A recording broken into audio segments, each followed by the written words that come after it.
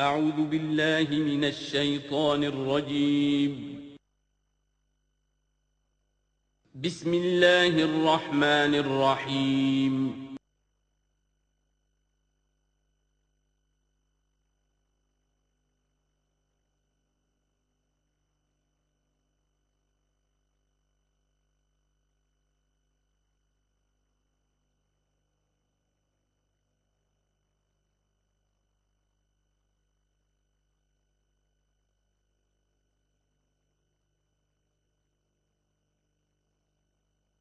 اعوذ باللہ من الشیطان الرجیم بسم اللہ الرحمن الرحیم قل لا اقول لکم عندی خزائن اللہ ولا اعلم الغیب ولا اقول لکم انی ملک ان اتبع الا ما یوحی الی قل هل یستوی الاعمی والبصیر افلا تتفکرون صدق اللہ العظیم۔ اے نبی ان سے کہہ دیجئے میں تم سے یہ نہیں کہتا کہ میرے اختیار میں ہیں اللہ کے خزانے، تم مجھ سے کہتے ہو یہ دکھاؤ یہ دکھاؤ یہ دکھاؤ، میں نے کب دعویٰ کیا ہے کہ میرا اختیار ہے؟ کسی شخص سے مطالبہ کیا جانا چاہیے اس کے دعوے کے مطابق۔ میں نے الوہیت میں داخل ہونے کا کب دعویٰ کیا؟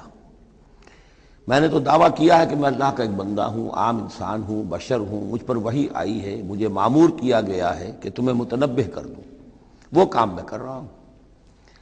لا اقول لکم عندی خزائن اللہ، میں تو نہیں کہتا کہ میرے پاس کوئی اللہ کے خزانے ہیں، میرے اختیار میں ہیں۔ ولا اعلم الغیب، نہ میں نے یہ دعویٰ کیا ہے کہ غیب کا علم مجھے حاصل ہے۔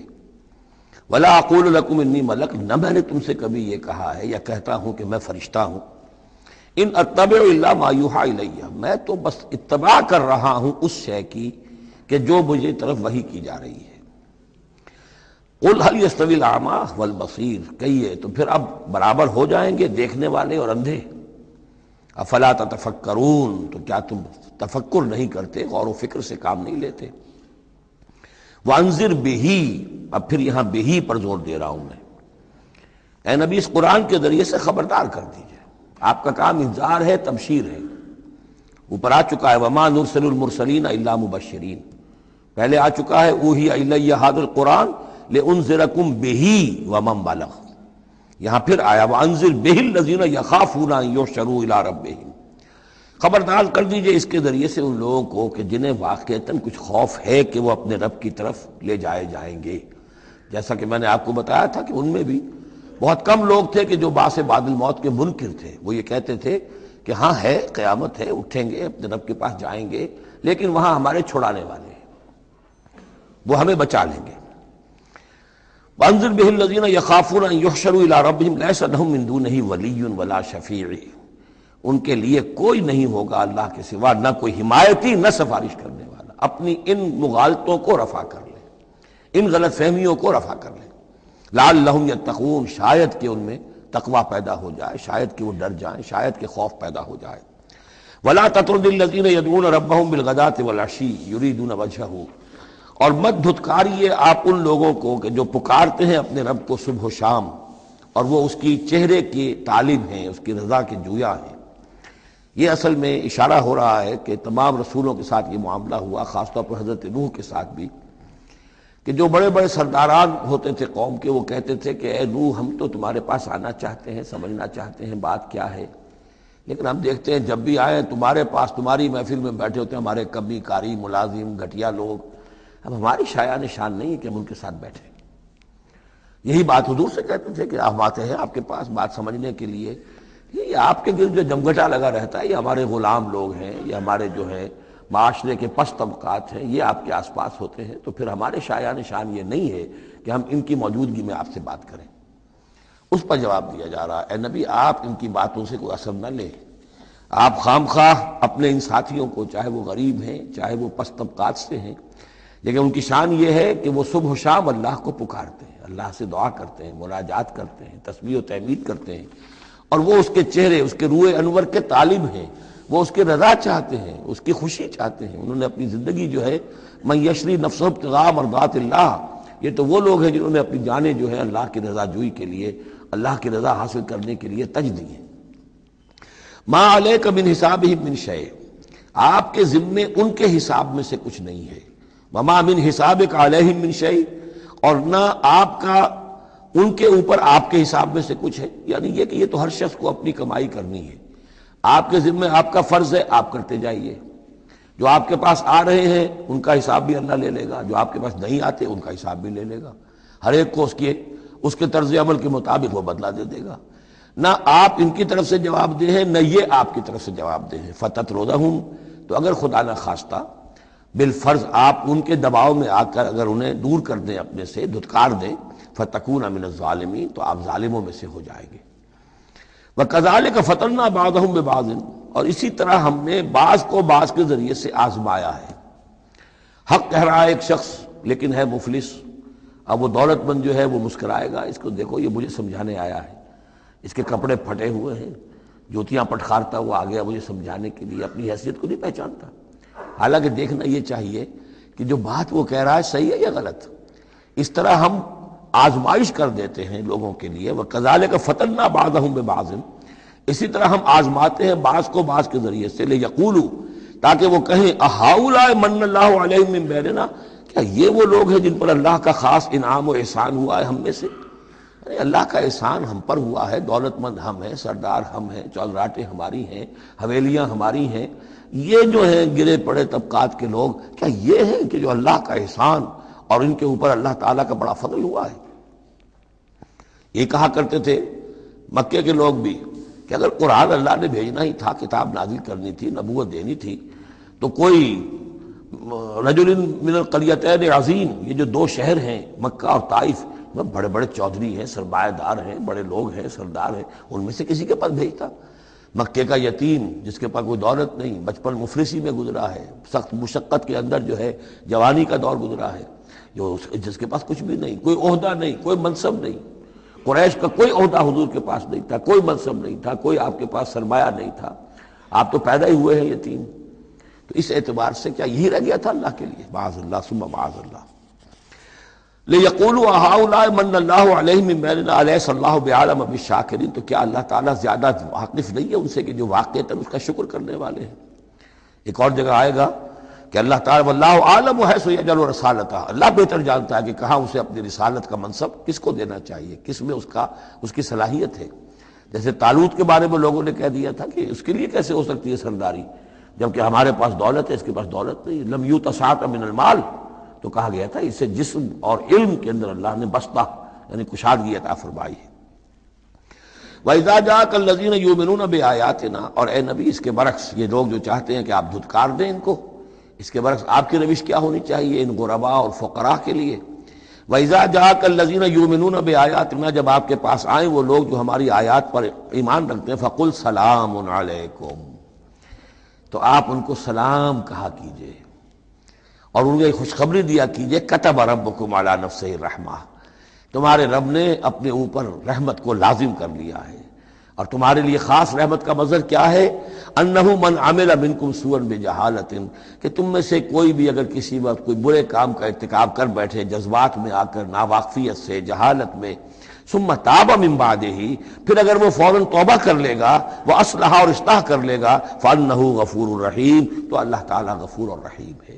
یہ تمہارے لیے مزید خوشخبری ہے، تہنیت اللہ کی طرف سے، قل سلام علیکم کتب ربکم علی نفسہ الرحمہ انہ من عمل منکم سوءا بجہالۃ ثم تاب من بعدہ واصلح فانہ غفور رحیم۔ وکذالک نفصل الآیات، آگے محذوف ہے لفظ لیتفکروا بہا ولتستبین سبیل المجرمین، اسی طرح ہم اپنی آیات کی تفصیل بیان کرتے ہیں تاکہ یہ لوگ ان پر غور کریں، تفکر کریں، اور جب غور کریں گے، تفکر کریں گے، تو مجرموں کا راستہ ان کے سامنے کھل کر آ جائے گا کہ جس راستے پر ہم جا رہے ہیں وہ واقعتاً مجرموں کا راستہ ہے۔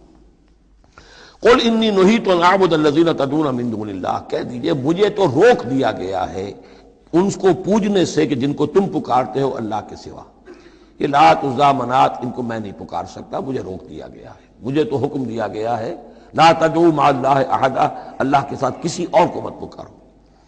قل لا اتبع اہواءکم، اور کہہ دیجئے ڈنکے کی چوٹ میں تمہاری خواہشات کی پیروی نہیں کر سکتا، قد ضللت اذن، اگر ایسا کروں گا تو میں خود گمراہ ہو جاؤں گا، وما انا من المہتدین، اور پھر نہ رہوں گا میں ہدایت والوں میں۔ قل انی علی بینۃ من ربی، اب اس کو ذرا نوٹ کر لیجئے کہہ دیجئے کہ میں تو اپنے رب کی طرف سے ایک بڑی بینہ پر ہوں، میں جس راستے پر چل رہا ہوں روشن راستہ ہے میں اس کا باطن بھی جانتا ہوں، اس کی حقیقت بھی مجھ پر منکشف ہے۔ اور یہ بینہ اصل میں کیا ہے، یہ جا کر آگے سورہ ہود میں یہ بات زیادہ کھلے گی کہ بینہ جو ہے وہ ایک عام انسان کے لیے دو چیزوں سے بنتی ہے، فطرت سلیمہ، جیسا کہ میں نے شروع میں عرض کیا تھا آپ سے، فطرت سلیمہ، عقل سلیم، اس سے انسان ایک حد تک آ گیا، پھر اللہ کی وحی جو آئی اس نے تصدیق کر دی، یہ بینہ بن گیا۔ اب اسی معنی میں پھر رسول اور پھر اللہ کی وحی مل کر بینہ بن جاتے ہیں۔ وہ لوگوں کے حق میں بینہ، اور خود اپنے حق میں بینہ کیا ہے، آپ کی اپنی فطرت سلیمہ، عقل سلیم، اور اس پر پھر وحی کی توثیق، وحی نے آ کر ان کو اجاگر کر دیا، ان حقائق کو جن تک آپ اپنی عقل سلیم اور فطرت سلیمہ کی رہنمائی میں پہنچ چکے تھے۔ قل انی علی بینۃ من ربی، کہہ دیجئے میں کوئی اندھیرے میں ٹامک ٹوئیاں نہیں مار رہا ہوں، تم جو مجھ سے مطالبے کر رہے ہو، مجھ پر دباؤ ڈال رہے ہو، میں تو اپنے رب کی طرف سے بینہ پر ہوں۔ وَكَذَّبْتُمْ بِهِ، تم نے اسے جھٹلا دیا ہے۔ مَا عِندِي مَا تَسْتَعْجِلُونَ بِهِ، میرے پاس وہ شے موجود نہیں ہے جس کی تم جلدی مچا رہے ہو۔ وہ جلدی مچاتے تھے، لے آئیے عذاب، بہت سن چکے ہم، کان پک گئے سن سن کر ہمارے، عذاب آئے گا، عذاب آئے گا، عذاب کہاں ہے وہ عذاب، کہاں رکا ہوا ہے، 10 برس ہو گئے، میرے پاس نہیں ہے، میرے اختیار میں نہیں ہے۔ وہ عذاب بھی آئے گا، اللہ کے فیصلے سے آئے گا، جب وہ چاہے گا آئے گا۔ ما عندی ما تستعجلون بہ، جس چیز کی تم جلدی مچا رہے ہو وہ میرے اختیار میں نہیں ہے۔ ان الحکم الا للہ، فیصلے کا اختیار کلیتاً اللہ کے ہاتھ میں ہے۔ یقص الحق، وہ حق بات بیان کر دیتا ہے، وہ خیر الفاصلین، اور وہ سب سے اچھا فیصلہ کرنے والا ہے۔ قل لو ان عندی ما تستعجلون بہ، اب اس میں وہ تلخی جو ہے وہ ظاہر ہو رہی ہے کہ تم جو تنگ آ گئے ہو میری باتیں سن سن کر، میرے اندر بھی تمہاری جانب سے بیزاری پیدا ہو چکی ہے۔ قل لو ان عندی ما تستعجلون بہ، کہہ دیجئے اگر میرے ہاتھ میں ہوتا، میرے اختیار میں ہوتا، میرے پاس ہوتا جس کی تم جلدی مچا رہے ہو، لقضی الامر بینی و بینکم، تو میرے اور تمہارے مابین کبھی کا فیصلہ طے ہو چکا ہوتا، میں تمہیں ابھی مزید مہلت نہ دیتا۔ تم اگر تمہارے کان پک گئے تو میں بھی تنگ آ چکا ہوں، میرے بھی اب جو ہے صبر کا پیمانہ جو ہے وہ ایک حد کو پہنچ چکا ہے۔ لقضی الامر بینی و بینکم، میرے اور تمہارے مابین کبھی کا فیصلہ چکا دیا گیا ہوتا۔ واللہ اعلم بالظالمین، اللہ خوب واقف ہے ظالموں سے۔ وَعِندَهُ مَفَاتِحُ الْغَیب، اسی کے پاس ہے خزانے غیب کے۔ یہ مفاتح جو یہاں جمع آیا ہے تو مفتاح کہتے ہیں کنجی کو، اس کی جمع بھی ہے، اور مفتاح کہتے ہیں اس کو جس سے کھولا گیا، یعنی خزانہ۔ یہاں پر مفتاح کی جمع ہے، یہ مفاتح۔ وَعِندَهُ مَفَاتِحُ الْغَیب، اسی کے پاس غیب کے سارے خزانے ہیں۔ لا يعلمها الا هو، کوئی جانتا ہی نہیں ان کو سوائے اس کے۔ وَيَعْلَمُ مَا فِي الْبَرِّ وَالْبَحْرِ، اور وہ تو جانتا ہے جو کچھ خشکی میں ہے اور جو کچھ سمندر میں ہے۔ وَمَا تَسْقُطُ مِنْ وَرَقَةٍ إِلَّا يَعْلَمُهَا، اور نہیں گرتا کوئی ایک پتا بھی کسی درخت سے مگر اللہ کے علم میں ہوتا ہے۔ وَلَا حَبَّةٍ فِي ظُلُمَاتِ الْأَرْضِ وَلَا رَطْبٍ وَلَا يَابِسٍ، نہیں گرتا کوئی دانہ نہ زمین کی تاریکیوں میں، کوئی دانہ گھستا ہے زمین کے اندر بیج کی شکل میں، ولا رطبن، نہ کوئی ہری چیز تر و تازہ، ولا یابس، نہ سوکھی چیز، الا فی کتاب مبین، ایک کتاب مبین میں سب کی سب موجود ہے۔ یہ کتاب مبین اللہ کا علم قدیم ہے، اللہ کا علم قدیم جس میں کہ ہر شے موجود ہے، ما کان و ما یکون، آن واحد کی طرح۔ وَهُوَ الَّذِي يَتَوَفَّاكُم بِاللَّيْلِ، اب یہ لفظ یہاں پر آ گیا ہے، وہ جو قادیانیوں کے ساری خباثت کا توڑ جو ہے، وہ جو میں نے وضاحت آپ کو بیان کی تھی کہ وفا یوفی یتوفا، اب یہاں آ گیا وَهُوَ الَّذِي يَتَوَفَّاكُم بِاللَّيْلِ، وہی ہے جو تمہیں وفات دیتا ہے رات کے وقت۔ کیا وفات دیتا ہے؟ کیا انسان مر جاتا؟ نہیں، جان تو رہتی ہے، شعور نہیں رہتا۔ میں نے کہا تھا 3 چیزیں ہیں، جسم ہے، جان ہے، جان میں شعور ہے۔ بڑا پیارا ایک شعر ہے فارسی کا، جان نہاں در جسم او در جان نہاں، جسم کے اندر تو پنہا ہے جان، جان میں وہ پنہا ہے۔ 3 چیزیں ہو گئیں۔ یہاں اس شعر میں وہ سے مراد کچھ اور ہے، اس وقت میں اس پر نہیں جاؤں گا، لیکن 3 چیزیں سمجھ لیجئے۔ جان نہاں در جسم، جسم کے اندر جان پنہا ہے، او در جان نہاں، وہ جان میں نہاں ہے، اے نہاں اندر نہاں اے جانے جان۔ یہ پھر کسی اور جگہ پر پڑھیں گے اس شعر کو انشاءاللہ۔ اب سمجھ لیجئے، ایک جسم ہے، جسم میں جان ہے، جان میں شعور ہے، اصل شے تو شعور ہے، لہذا نیند میں صرف شعور لے گئے، موت ہوئی تو شعور بھی لے گئے، جان بھی لے گئے، اور عیسیٰ کو لے گئے، شعور بھی لے گئے، جان بھی لے گئے، جسم بھی لے گئے۔ تو توفع جو ہے کل کا کل پورے طور پر ہوا ہے حضرت عیسیٰ علیہ السلام کا۔ ہمارا توفع یا توفی جو ہوتا ہے وہ تو ادھورا ہوتا ہے، جسم یہیں رہ جاتا ہے، جان اور شعور چلا جاتے ہیں، اور نیند میں شعور چلا گیا۔ وَهُوَ الَّذِي يَتَوَفَّاكُم بِاللَّيْلِ وَيَعْلَمُ مَا جَرَحْتُم بِالنَّهَارِ، وہی ہے جو تمہیں وفات دے دیتا ہے، قبضے میں لے لیتا ہے، یتوفاکم رات کے وقت، اور وہ جانتا ہے جو کچھ کہ تم کرتے ہو دن کے وقت۔ ثم یبعثکم فیہ، پھر وہ دوبارہ اگلی صبح کو پھر تمہیں اٹھا دے گا، لیقضی اجل المسمى، تاکہ وہ تمہاری جو مہلت ہے وہ پوری ہو جائے۔ یعنی روزانہ ایک طرح سے ہم موت کی آغوش میں چلے جاتے ہیں۔ آدھی موت تو ہے، نیند کسے کہتے ہیں؟ آدھی موت ہے۔ یہی وجہ ہے کہ جو دعا ہے صبح کو اٹھنے کے وقت کی جو مسنون دعا ہے، الحمدللہ الذی احیانی بعدما اماتنی والیہ النشور، کل شکر اور کل حمد اور کل تعریف اس اللہ کے لیے ہے جس نے مجھے دوبارہ زندہ کیا اس کے بعد کہ مجھ پر موت وارد کر دی تھی۔ نیند جو ہے وہ موت کی بہن ہے، اور اسی طرح اٹھنا ہے اللہ کی طرف۔ یہ بڑا ایک عجیب نکتہ ہے، اس کو ذہن میں اس کو اپریشیٹ کیجئے۔ جو شخص صبح آنکھ کھلتے ہی جس کے زبان پر یہ الفاظ آتے ہوں، الحمدللہ الذی احیانی بعدما اماتنی والیہ النشور، قیامت کے دن جب وہ اٹھے گا اس کی زبان پر یہی ترانہ خود بخود آ جائے گا، اس وقت ہوگا وہ 100% درست۔ الحمدللہ الذی احیانی بعدما اماتنی والیہ النشور، کیونکہ عادت پڑی ہے، ہمیشہ کہا ہے، جیسے ہی شعور آیا الحمدللہ الذی احیانی بعدما اماتنی والیہ النشور، تو یہ وہ ترانہ جو ہے جو کہ باعث بعد الموت کے وقت ہماری زبان پر ہوگا، اس کا ریہرسل ہے جو آپ روزانہ کریں گے اگر یہ عادت پختہ کر لیں۔ وَهُوَ الَّذِي يَتَوَفَّاكُم بِاللَّيْلِ وَيَعْلَمُ مَا جَرَحْتُم بِالنَّهَارِ ثُمَّ يَبْعَثُكُم فِيهِ لِيُقْضَىٰ أَجَلٌ مُّسَمًّى ثُمَّ إِلَيْهِ مَرْجِعُكُم، پھر اسی کی طرف تم سب کا لوٹنا ہے۔ ثُمَّ يُنَبِّئُكُم بِمَا كُنتُمْ تَعْمَلُونَ، پھر وہ تمہیں جتلا دے گا جو کچھ کہ تم کرتے رہے تھے۔ وَهُوَ الْقَاهِرُ فَوْقَ عِبَادِهِ، اور وہ اپنے بندوں پر، یہ لفظ کئی مرتبہ آیا ہے اس صورت کے اندر، اللہ پوری طرح غالب ہے، قابو یافتہ ہے اپنے بندوں پر۔ وَيُرْسِلُ عَلَيْكُمْ حَفَظًا، اور وہ تم پر نگہبان بھیجتا رہتا ہے۔ ہر انسان کے ساتھ فرشتے باڈی گارڈ کی حیثیت سے موجود ہیں، اس لیے کہ جب تک اللہ نے اجل معین رکھی ہوئی ہے اس وقت تک تو زندہ رکھنا ہے۔ وہ زندہ رکھنے کے لیے حفظہ، حفاظت کرنے والے نگہبان، وہ جو میں نے ایک دفعہ پہلے بھی کہا تھا، بسا اوقات تو محسوس ہوتا ہے کہ جیسے گاڑی ایسے سناٹے سے آپ کے ساتھ سے گزری ہے کہ معلوم ہوتا ہے کسی نے ہاتھ دے کر آپ کو بچایا، ورنہ بچنے کا کوئی امکان نہیں تھا۔ تو کوئی ہے، جب معلوم ہے کہ ابھی اس کی موت کا وقت نہیں آیا تو بچانے والے فرشتے ہمارے ساتھ ہوتے ہیں۔ حتیٰ اذا جاء احدکم الموت، یہاں تک کہ جب تم میں سے کسی کی موت کا وقت آتا ہے، توفتہ رسلنا، اب یا پھر توفا آ گیا، اب یہاں پہ شعور اور جان دونوں جائے گا۔ توفتہ رسلنا، تو ہمارے بھیجے ہوئے فرشتے جو ہیں وہ اس کو قبضے میں لے لیتے ہیں، وہم لا یفرطون، اور اس میں کوئی کمی نہیں کرتے، کوئی کوتاہی نہیں کرتے، جو حکم آیا اور جب آیا۔ ثم ردوا الی اللہ مولاہم الحق، پھر وہ لوٹا دیے جاتے ہیں اب اللہ کی طرف جو ان کا مولا ہے برحق، سچا۔ الا لہ الحکم، آگاہ ہو جاؤ، فیصلے کا اختیار اسی کے ہاتھ میں ہے، حاکمیت اسی کی ہے۔ ان الحکم الا للہ، یہ دوسری مرتبہ آیا یہاں۔ وہو اسرع الحاسبین، اور وہ حساب کرنے والوں میں سب سے بڑھ کر تیز ہے، یعنی اسے دیر نہیں لگے گی۔ اس کے کمپیوٹرز جو ہیں وہ کوئی بہت ہی سپر کمپیوٹر جن کا ہم تصور بھی نہیں کر سکتے۔ قل من ینجیکم من ظلمات البر والبحر تدعونہ تضرعا وخفیا، ان سے پوچھئے کون تمہیں نجات دیتا ہے اندھیروں میں سے، وہ تاریکی کے ہوں یا سمندر کے۔ سمندر میں گھپ اندھیرا ہے، کشتی چل رہی ہے، کچھ نظر نہیں آ رہا ہے، اوپر بادل بھی ہیں، اب اس وقت انسان کو کچھ نہیں سوچتا، ہاتھ کو ہاتھ سجھائی نہیں دے رہا، کون تمہیں پھر بھی بچاتا ہے وہاں؟ من ینجیکم۔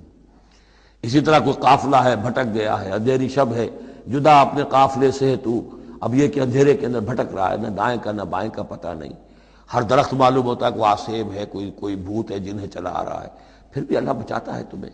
من ینجیکم من ظلمات البر والبحر تدعونہ تضرعا وخفیا، اس وقت تو تم پکارتے ہو اللہ کو بہت ہی گڑ گڑاتے ہوئے اور دل ہی دل میں خفیہ خفیہ، اے اللہ بچا دے، اے اللہ اس وقت کو راستہ بنا دے، کوئی دستگیری ہو جائے، کسی طرف سے روشنی ہو جائے۔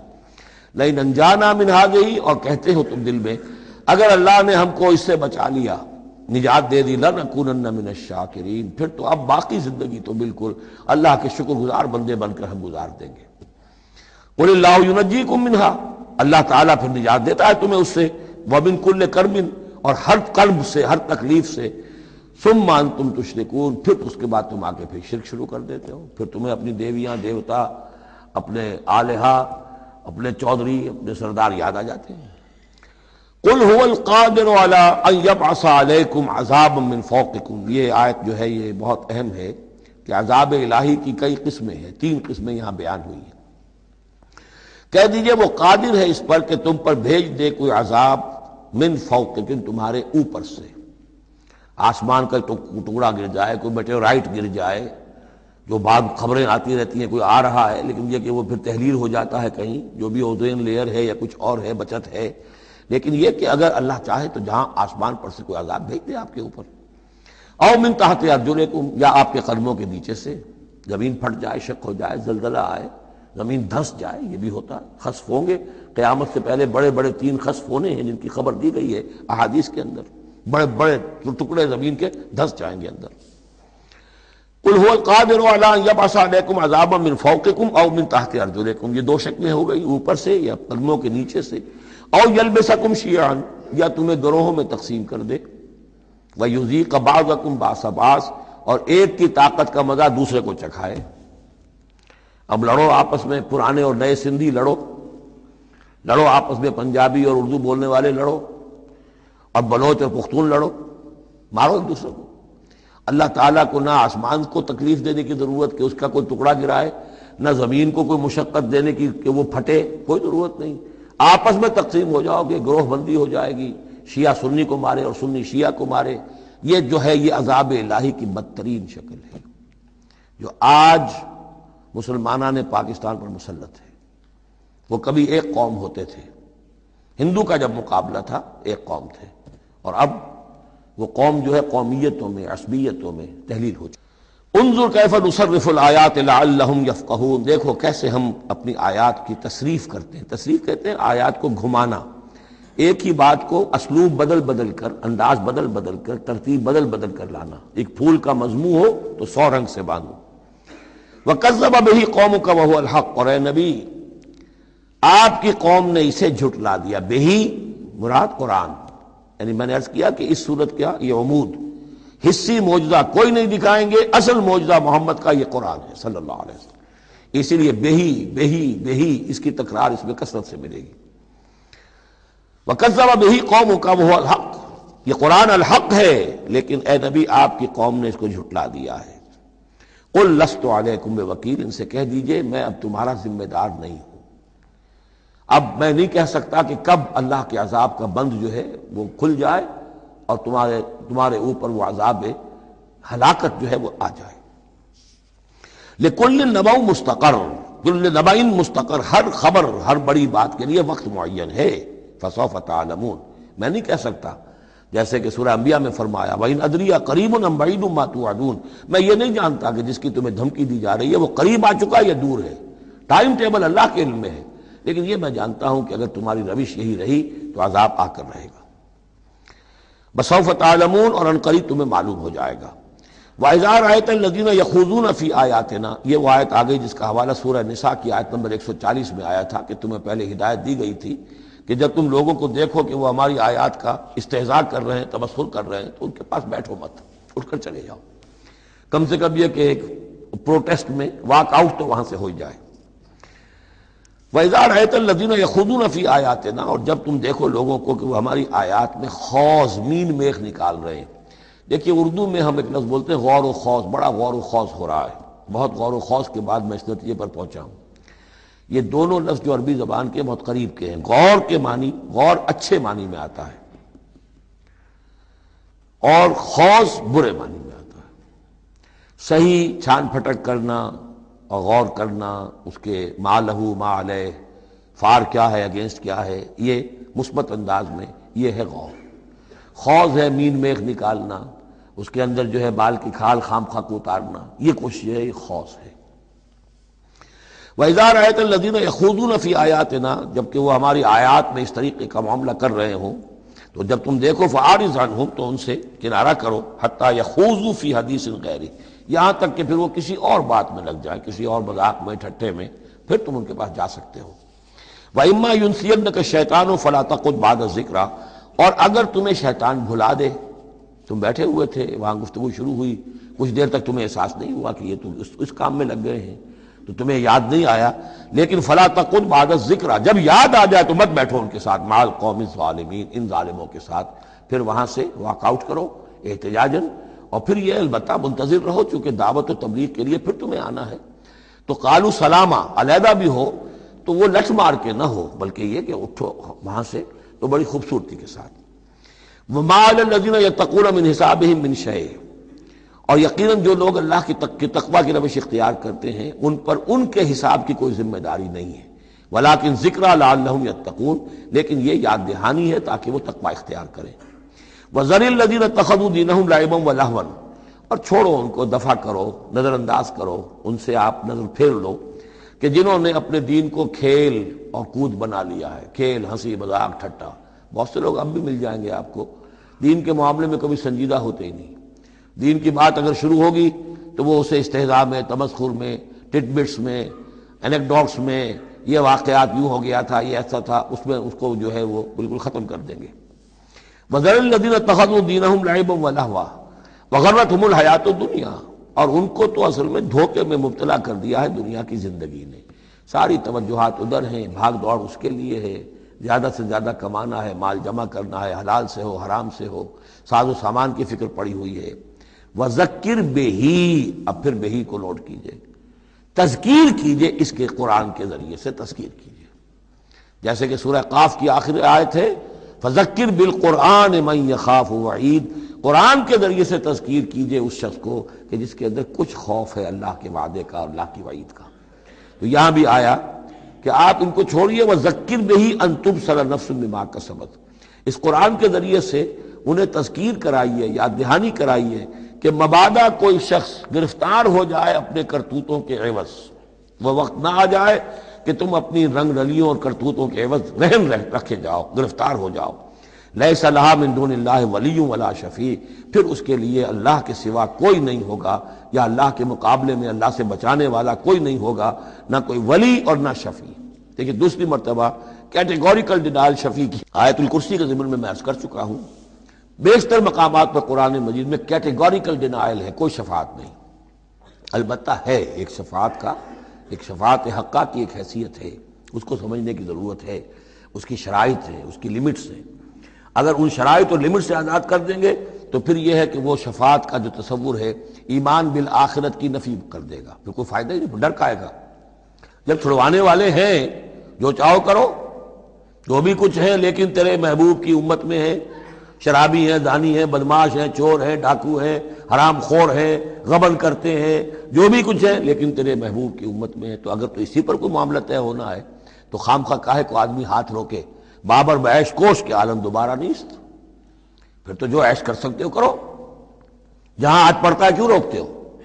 تو سیدھی سیدھی بات ہے۔ لیس لہا من دون اللہ ولی ولا شفیع وان تعدل کل عدل، یہ وہی عدل آ گیا، اور اگر فدیہ دینا چاہیں کل کا کل فدیہ، لا یؤخذ منہا، نہیں قبول کیا جائے گا۔ واتقوا یوما لا تجزی نفس عن نفس شیئا ولا يقبل منها شفاعۃ ولا یؤخذ منها عدل ولا هم ينصرون، جو یہ 2 مرتبہ سورہ بقرہ میں آ چکا ہے۔ اولئک الذین ابسلوا بما کسبوا، یہ لوگ تو اب گرفتار ہو چکے ہیں اپنی کرتوتوں کے عوض، اب یہ رہن ہے۔ لہم شراب من حمیم، ان کے لیے تو ہے پینے کے لیے تو کھولتا ہوا پانی، وعذاب علیم بما کانوا یکفرون، اور دردناک عذاب ہوگا ان کے کفر کی پاداش میں۔ قل اندعو من دون اللہ ما لا ينفعنا ولا يضرنا، اے نبی ان سے کہیے کیا ہم پکاریں اللہ کو چھوڑ کر ان چیزوں کو جو نہ ہمیں نفع پہنچا سکتی ہے نہ نقصان؟ یہ بت کیا نفع پہنچائیں گے تمہیں، کیا نقصان پہنچائیں گے؟ خود اپنی حفاظت کر نہیں سکتے، اپنی مکھیاں اڑا نہیں سکتے، ان کو پکارتے ہو، ان کے سامنے سجدے کرتے ہو، ان کو متھے ٹیکتے ہو۔ اندعو من دون اللہ ما لا ينفعنا ولا يضرنا، خیر بت کی بات تو ہو گئی بہت ہی واضح، باقی بھی اس کائنات کے اندر کوئی کسی کے لیے نہ خیر کے پر قدرت رکھتا ہے نہ شر پر، الا باللہ، لا حول ولا قوت الا باللہ، یہ یقین ہو جائے تب توحید مکمل ہوگی۔ پھر کس کے سامنے آدمی سر جھکائے خام خواہ، کس کے آگے اپنی عزت نفس پیش کرے، اس کا دھیلا کرے؟ کسی کے ہاتھ میں اختیار ہے ہی نہیں۔ لا حول ولا قوت الا باللہ۔ حدیث میں آیا ہے، حضرت عبداللہ ابن عباس کو مخاطب کر کے کہا ہے کہ اے نوجوان، اس بات کو اچھی طرح جان لے، اگر تمام دنیا کے انسان مل کر چاہیں، اولکم و آخرکم و انسکم و جنکم، کہ تمہیں کوئی فائدہ پہنچا دیں، نہیں پہنچا سکتے جب تک کہ اللہ نہ چاہے، اور تمام انسان چاہے تمہیں کوئی نقصان پہنچا دیں، نہیں پہنچا سکتے جب تک اللہ نہ چاہے۔ تو پھر یک درگیر و محکم گیر پکارو اللہ کو، کسی اور کو پکارنے کا، کسی اور سے سوال کرنے کا، کسی اور سے ڈرنے کا، کسی اور سے التجائیں کرنے کا، کسی اور کا استغاثہ کرنے کا، دہائی دینے کا کیا فائدہ؟ قل ندعو من دون اللہ ما لا ينفعنا ولا يضرنا ونرد على اعقابنا، اور ہم جو ہے اپنی ایڑیوں کے بل لوٹا دیے جائیں، بعد اذ ہدانا اللہ، جبکہ ہمیں تو اللہ نے ہدایت دے دی ہے۔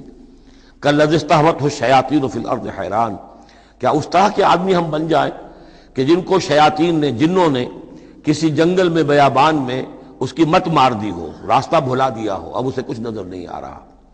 لہو اصحاب یدعونہ الی الہدی ائتنا، ہیں اس کے ساتھی جو اس کو پکار رہے ہیں کہ آؤ ہماری طرف، ہدایت کی طرف آؤ، ہمارے پاس آؤ۔ قل ان ھدی اللہ ھو الھدی، یہ نقشہ کھینچ دیا گیا ہے جماعتی زندگی کی کتنی برکت ہے۔ آپ اکیلے ہو، کہیں بھٹک گئے ہو، تو پھر یہ کہ آپ کے لیے سیدھے راستے پر آنا بہت مشکل ہو جائے گا۔ جماعتی زندگی ہے، ساتھی ہیں، جس کو کہا ہے سورہ توبہ میں کونوا مع الصادقین، معیت اختیار کرو، رہو ساتھ سچوں کے۔ کسی وقت ہوتا ہے انسان کو کوئی ایسی آزمائش پیش آ گئی ہے، اس کا دماغ چکرا گیا ہے، گھوم گیا ہے، نہیں سمجھ میں آ رہا، راستہ نہیں نکل رہا، مشکل بڑی آ گئی ہے، ایک طرف حرام ہے لیکن یہ ہے کہ دباؤ کو بہت پڑ رہا ہے، گھر والوں کا پڑ رہا ہے، بچوں کا پڑ رہا ہے، بیوی کا پڑ رہا ہے، راستہ غلط ہے۔ اس میں یہ ہے کہ ایسے وقت میں بسا اوقات پھر اگر رفقا ہیں، ساتھی ہیں، آپ کے کامریڈز ہیں، آپ کے کولیگز ہیں، اس کے ساتھ وہ پکارتے ہیں، ساتھ ہاتھ جو ہے آپ کا تھام کر آپ کو سہارا دیتے ہیں۔ قل ان ھدی اللہ ھو الھدی، یقیناً ہدایت کہہ دیجئے اللہ ہی کی ہدایت اصل ہدایت ہے۔ وَأُمِرْنَا لِنُسْلِمَ لِرَبِّ الْعَالَمِينَ، اور ہمیں تو حکم یہ ہوا ہے کہ ہم تمام جہانوں کے پروردگار کی تابع داری اختیار کریں اور فرما برداری اختیار کریں۔ وَنَقِيمُ الصَّلَاةَ وَاتَّقُوهُ، اور یہ کہ نماز قائم کرو اور اس کا اللہ کا تقوی اختیار کرو۔ وَهُوَ الَّذِي إِلَيْهِ تُحْشَرُونَ، اور وہی ہے جس کی طرف کہ تمہیں جمع کر دیا جائے گا۔ وَهُوَ الَّذِي خَلَقَ السَّمَاوَاتِ وَالْأَرْضَ بِالْحَقِّ، اور وہی ہے جس نے آسمان اور زمین بنائے ہیں حق کے ساتھ۔ یہاں حق کے کیا معنی ہے؟ ود اے پرپس، یہ بیکار نہیں ہے۔ ربنا ما خلقت ھذا باطلا، اے رب ہمارے، تو نے یہ سب باطل نہیں بنایا، بیکار نہیں بنایا، بے مقصد نہیں بنایا۔ سورہ آل عمران کی آخری رکوع کی جو دعا ہے، بلکہ باطل کے مقابلے میں کیا؟ حق۔ وَهُوَ الَّذِي خَلَقَ السَّمَاوَاتِ وَالْأَرْضَ بِالْحَقِّ وَيَوْمَ يَقُولُ كُن فَيَكُونُ، اور جس دن وہ کہے گا ہو جا، وہ ہو جائے گا۔ کیا ہو جائے گا؟ جب وہ چاہے گا اس کائنات کو لپیٹ بھی دے گا، اسی نے بنایا ہے حق کے ساتھ، اور اس کو اسی کے حکم سے لپٹ جائے گی۔ آگے چل کر آئے گا یوم نطوی السماء کطی السجل للکتب، جس دن کہ ہم تمام خلاؤں کو اور فضاؤں کو اور آسمانوں کو، ان سب کو ایسے لپیٹ دیں گے جیسے کہ تم کتابوں کا طومار لپیٹ لیتے ہو۔ والسماوات مطویات بیمینہ، تمام یہ خلا اور سما یہ سب اللہ کے داہنے ہاتھ میں لپٹے ہوئے ہوں گے۔ قولہ الحق، اس کا فرمانا ہی حق ہے۔ اس کا کیا معنی ہے؟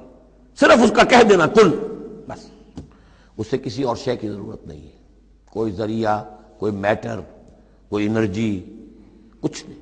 قولہ الحق، اس کا فرمانا ہی برحق ہے، اس کا کہہ دینا ہی برحق۔ کن فیکون، یوم یقول کن فیکون قولہ الحق، وَلَهُ الْمُلْكُ یوم يُنفَخُ فِي الصُّورِ، اور اسی کے لیے ہوگی بادشاہی اس دن جس دن کے سور میں پھونکا جائے گا۔ اگرچہ حقیقت میں تو بادشاہی اب بھی اسی کی ہے، لیکن ابھی جھوٹے سچے بادشاہ بیٹھے ہوئے ہیں۔ یہ سب جو ہیں یہ سب نسیہ منسیہ ہو جائیں گے۔ لمن الملک اليوم للہ الواحد القہار، معلوم یہ کہ اب بھی اگرچہ بادشاہی اسی کی حقیقت میں، لیکن یہ جھوٹے سچے ڈرامے والے خدا جو ہیں کچھ نہ کچھ بیٹھے نظر آتے ہیں بادشاہ۔ وَلَهُ الْمُلْكُ يَوْمَ يُنفَخُ فِي الصُّورِ، عالم الغیب، وہ تمام غیب کا جاننے والا، والشہادہ، اور کھلی باتوں کا جاننے والا، وَهُوَ الْحَكِيمُ الْخَبِيرُ، اور وہ کمال حکمت والا اور ہر شے سے باخبر۔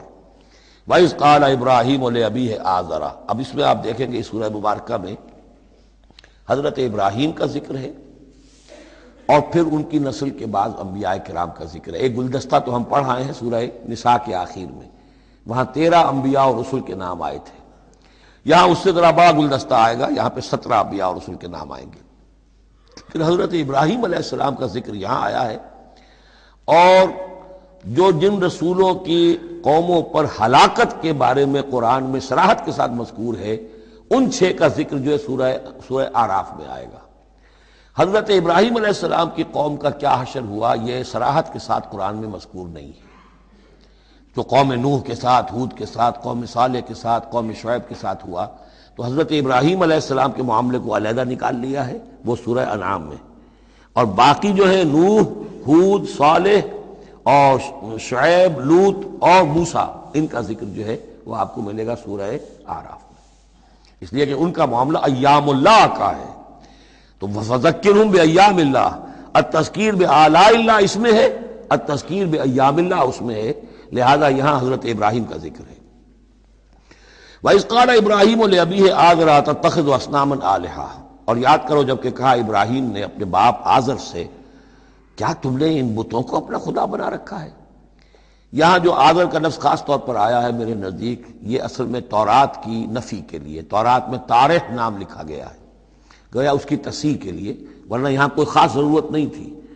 وَإِذْ قَالَ إِبْرَاهِيمُ لِأَبِيهِ، یہ کافی تھا، لیکن نام اس لیے دیا گیا کہ تورات سے پڑھنے والوں کو مغالطہ ہوتا ہے، اور اسی مغالطے کو اہل تشیع نے اختیار کر لیا ہے۔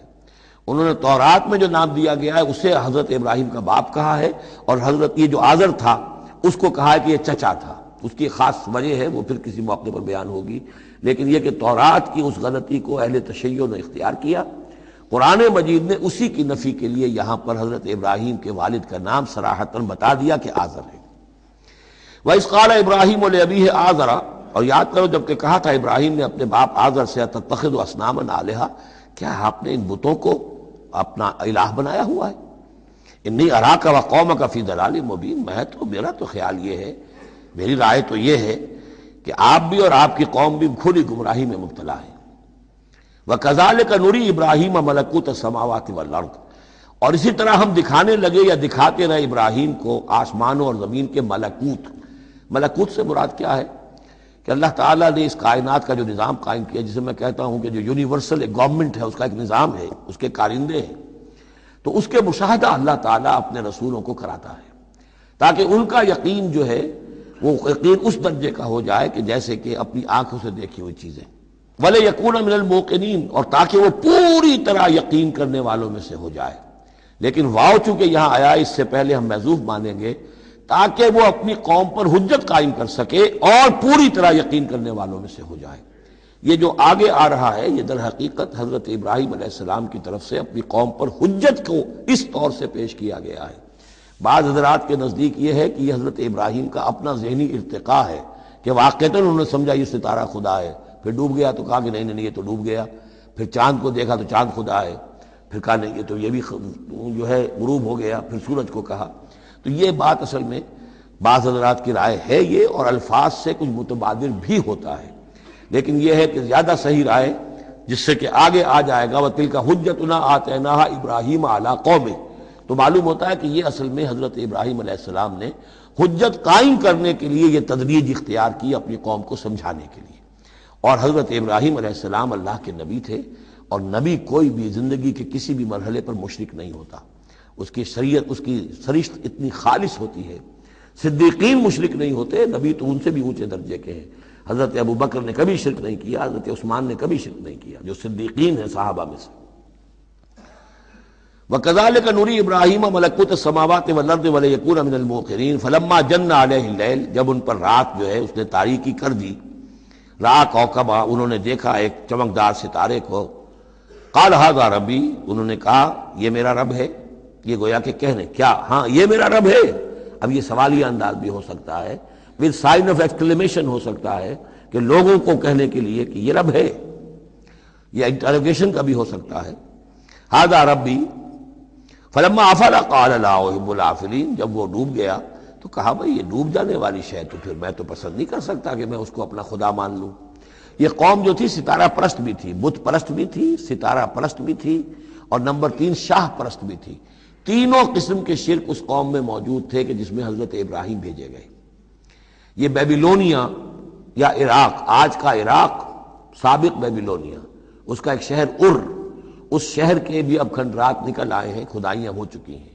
شہر میں پیدا ہوئے ہیں، پھر وہاں سے ہجرت کر کے فلسطین گئے ہیں، اور پھر حضرت اسماعیل کو آباد کیا ہے حجاز میں، اور اپنے بیٹے حضرت اسحاق کو آباد کیا ہے فلسطین میں. تو یہ ان کے ذہن میں رکھیے.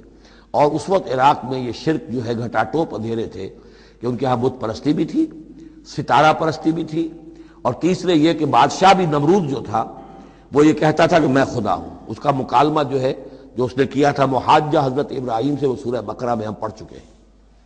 انا احیی و امید، میں بھی یہ اختیار رکھتا ہوں، جس کو چاہوں زندہ رکھوں، جس کو چاہوں مار دوں.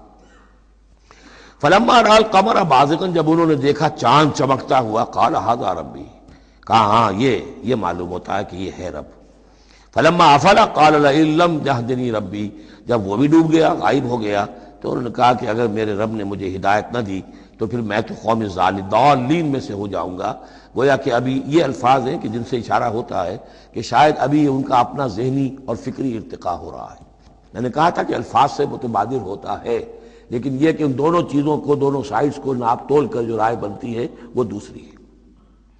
فلما رأى الشمس بازغة، جب دیکھا سورج بہت چمکدار، قال ھذا ربی ھذا اکبر، تو فرمایا ہاں یہ ہے رب، یہ سب سے بڑا ہے. فلما افلت، جب وہ بھی ڈوب گیا، قال یا قوم انی بریء مما تشرکون، انہوں نے کہا اے میری قوم کے لوگوں میں تو بری ہوں، اعلان برات کرتا ہوں ان سب سے جنہیں تم شریک ٹھہرا رہے ہو. انی وجہت وجہی للذی فطر السماوات والارض حنیفا، میں نے تو اپنا رخ کر لیا ہے، اپنا چہرہ جو ہے ادھر کر لیا ہے اس ہستی کی طرف جس نے آسمانوں اور زمین کو بنایا یکسو ہو کر. وما انا من المشرکین، اور میں مشرکوں میں سے نہیں. وحاجہ قومہ، اب اس پر محاجہ کیا ان سے ان کی قوم نے، وہ حجت بازی شروع کر دی. یہ تم نے کیا کہہ دیا؟ سارے دیویوں کی نفی کر دی، سارے ستاروں کی نفی کر دی، ہر چیز کی نفی کر دی. اب تم پر مار پڑے گی فلاں دیوی کی اور فلاں ستارے کی نحوست جو ہے اس کا تم نے انکار کیا، تیار ہو جاؤ اب تمہارے اوپر شامت آئے گی. قال تحاجونی فی اللہ وقد ہدان، انہوں نے فرمایا مجھ سے محاجہ کر رہے، حجت بازو کر رہے اللہ کے بارے میں، جبکہ اس نے تو مجھے ہدایت دے دی ہے، مجھے تو اللہ نے ہدایت دی ہے. ولا اخاف ما تشرکون بہ، اور مجھے کوئی خوف نہیں ان ہستیوں کا جنہیں تم شریک ٹھہرا رہے ہو، مجھے کوئی خوف نہیں. الا ان یشاء ربی شیئا، ہاں اللہ کو چاہے میرے ساتھ کہ کوئی تکلیف مجھے آ جائے، کوئی آزمائش آ جائے تو ٹھیک ہے، میرا رب ہے، لیکن مجھے کوئی کسی کا ڈر نہیں، نہ تمہارے کسی دیوی کا، نہ دیوتا کا، نہ کسی ستارے کی نحوست کا، اور نہ کسی اور کا. لا اخاف ما تشرکون بہ، تم جس کا مجھے ڈراوا دے رہے ہو مجھے ان میں سے کسی کا کوئی خوف نہیں. الا ان یشاء ربی شیئا، الا یہ کہ میرا رب میرے لیے کچھ چاہے جو چاہے. وسع ربی کل شیء علما، یقیناً میرا رب جو ہے وہ تو ہر شے کے علم کے اعتبار سے احاطہ کیے ہوئے ہے. افلا تتذکرون، تو کیا تم عقل سے کام نہیں لیتے، تم نہیں سوچتے، نصیحت اخذ نہیں کرتے. وکیف اخاف ما اشرکتم، میں کیسے ڈروں ان سے جنہیں تم نے شریک ٹھہرا رکھا ہے. ولا تخافون انکم اشرکتم باللہ، جبکہ تم نہیں ڈرتے کہ تم نے اللہ کے ساتھ شریک ٹھہرا دیے. ما لم ينزل به علیکم سلطانا، اور ان ہستیوں کو شریک ٹھہرا دیا ہے جن کے لیے کہ اللہ نے کوئی سلطان، کوئی سند نہیں اتاری. ہاں اللہ نے اپنی کتابوں میں کوئی سند اتاری ہوتی، عقل انسانی میں اس کی کوئی بنیاد ہوتی تو کوئی بات بھی ہوتی. نہ عقل میں، نہ فطرت میں، نہ کسی آسمانی کتاب میں کسی معبود کے لیے کوئی گنجائش کہیں ہے ہی نہیں. وَكَيْفَ أَخَافُ مَا أَشْرَكْتُمْ وَلَا تَخَافُونَ أَنَّكُمْ أَشْرَكْتُمْ بِاللَّهِ مَا لَمْ يُنَزِّلْ بِهِ عَلَيْكُمْ سُلْطَانًا فَأَيُّ الْفَرِيقَيْنِ أَحَقُّ بِالْأَمْنِ إِن كُنتُمْ تَعْلَمُونَ. تو اگر تم علم رکھتے ہو تو بتاؤ دونوں فریقین میں سے، یعنی ایک موحد ہے، ایک اللہ واحد پر ایمان رکھتا ہے، ساری قوت اس کے ہاتھ میں، سارا اقتدار اس کا ہے، ہر شے اس کے قبضہ قدرت میں. ایک وہ ہیں کہ جو اس کو ماننے کے ساتھ ساتھ کچھ اور چھوٹے دیوی دیوتا سینکڑوں جو ہیں وہ ان کو بھی مانتے ہیں۔ امن اور چین اور سکون کس کو میسر آئے گا؟ قلبی چین، روحانی اطمینان اور سکون۔ ای الفریقین احق بالامن، ان دونوں میں سے موحدین اور مشرکین میں سے امن، سکون، اطمینان، چین اور راحت کا کون زیادہ حقدار ہے؟ بتاؤ اگر تم جانتے ہو۔ اور اس کا جواب خود دیا، الذین آمنوا ولم یلبسوا ایمانہم بظلم، یقیناً وہ لوگ جو ایمان لائیں اور اپنے ایمان پر کسی طرح کے شرک کی آلودگی نہ ہونے دیں۔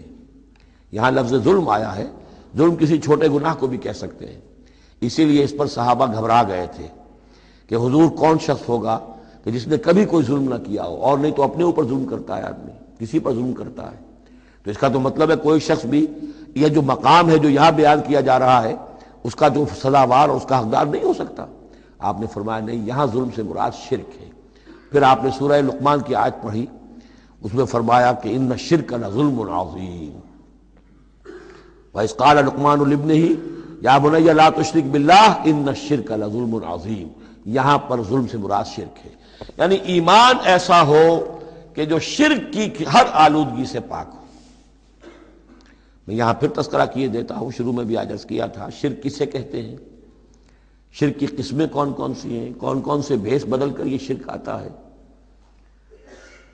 باہر رنگے کے خواہی جامہ می پوش، من اندازے قدت را می شناسم، تم چاہے کسی بھی رنگ کا لباس پہن کے آ جاؤ، میں تمہیں تمہارے قد سے پہچان لوں گا۔ تو قد سے پہچاننا جو ہے شرک کا آسان نہیں ہے، بھیس بدلتا ہے یہ، اس کے لیے ضروری ہے۔ اور آج کے دور میں شرک کس کس شکل میں موجود ہے اس کا سمجھنا بہت اہم ہے۔ اس موضوع پر میرے 6 گھنٹے کے کیسٹس موجود ہیں۔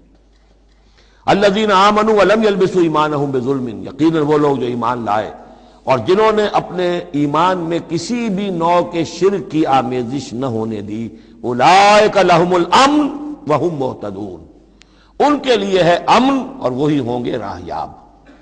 یہ امن اور ایمان اور اسلام اور سلامتی کا جو آپس میں تعلق ہے لفظی اعتبار سے، وہ اس دعا میں بہت نمایاں ہو جاتا ہے کہ جو حضور ہر نیا جو چاند دیکھتے تھے ہر مہینے کا تو دعا مانگتے تھے، اللہم اہلہ علینا بالامن والایمان والسلامت والاسلام، اے اللہ یہ مہینہ جو شروع ہو رہا ہے اس نئے چاند کے ساتھ، ہلال کے ساتھ، اسے ہم پر طلوع فرما امن اور ایمان کے ساتھ اور سلامتی اور اسلام کے ساتھ۔ تو یہ بڑا گہرا ربط ہے ان الفاظ کے اندر۔ میرا چھوٹا سا کتابچہ ہے قرآن اور امن عالم، آج سے شاید کوئی میں سمجھتا ہوں کہ 30-32 سال پہلے کی تقریر تھی میری، لیکن وہ ان موضوعات پر میں سمجھتا ہوں کہ بہت مختصر لیکن بہت مفید ہے۔ فرمایا وَتِلْكَ حُجَّتُنَا آتَيْنَاهَا إِبْرَاهِيمَ عَلَىٰ قَوْمِهِ، اس کا میں حوالہ دے رہا تھا۔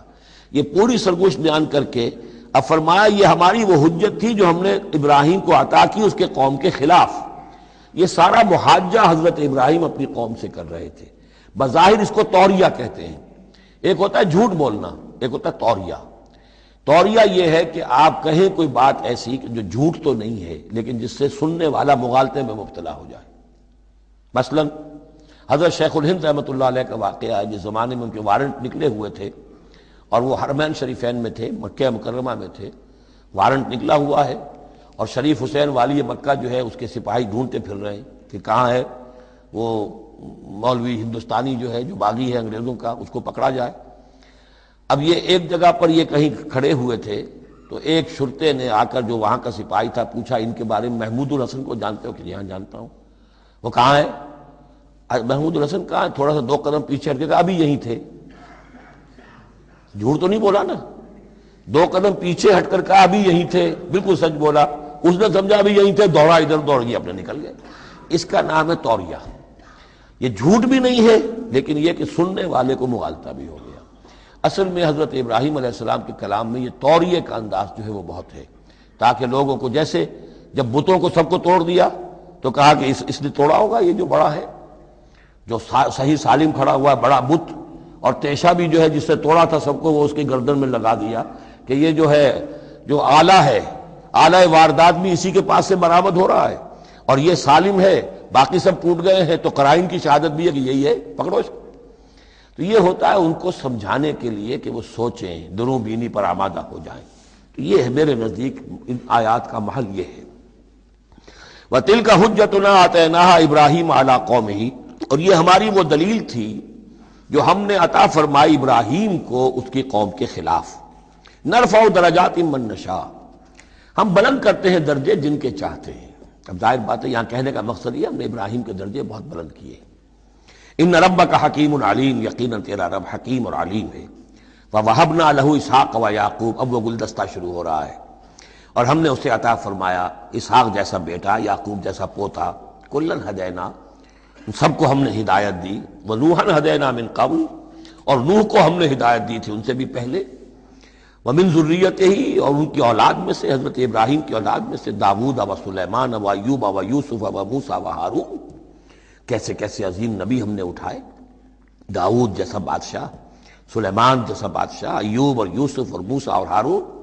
وَكَذَلِكَ نَجْزِي الْمُحْسِنِينَ، اسی طرح ہم بدلہ دیتے ہیں محسنین کو۔ یہ لوگ ظاہر بات ہے کہ ایمان کی اس بلند ترین منزل پر فائز تھے جس کو ہم پڑھائیں سورہ مائدہ میں کہ ثُمَّ اتَّقَوْا وَأَحْسَنُوا وَاللَّهُ يُحِبُّ الْمُحْسِنِينَ۔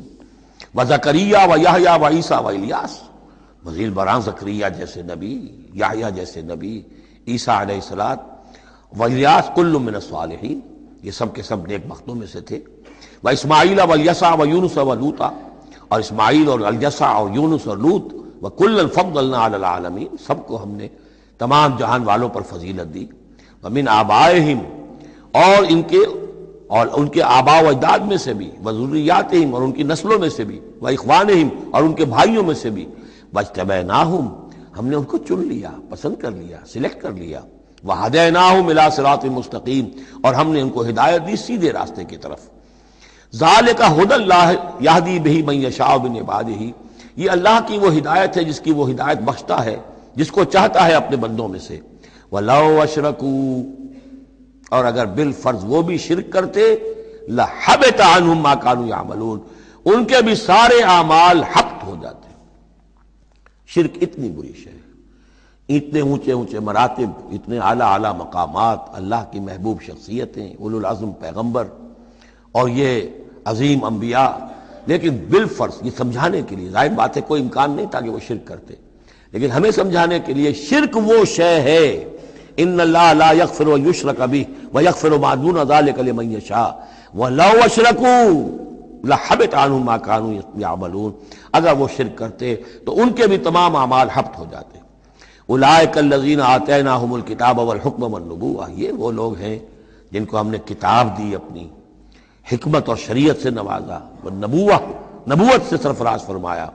وَإِن يَكْفُرْ بِهَا هَؤُلَاءِ، اور اگر کفران نعمت کریں یہ لوگ اس کی، یہ جو آیات اب اللہ تعالیٰ نے دی ہیں تمہیں اے محمد صلی اللہ علیہ وسلم، اگر یہ لوگ ان آیات کی اب ناشکری کر رہے ہیں، کفران نعمت کر رہے ہیں، اگر وہ ان سے فائدہ نہیں اٹھا رہے، ان کی روشنی سے اپنے دلوں کو منور نہیں کر رہے، فقد وکلنا بہا قوما لیسوا بہا بکافرین، تو ہم نے ایک اور قوم کو تیار کر رکھا اس کام کے لیے کہ وہ اس کی ناقدری نہیں کرے گی، یعنی یہ کہ مدینہ کے انصار انشاءاللہ اس کی قدر کریں گے۔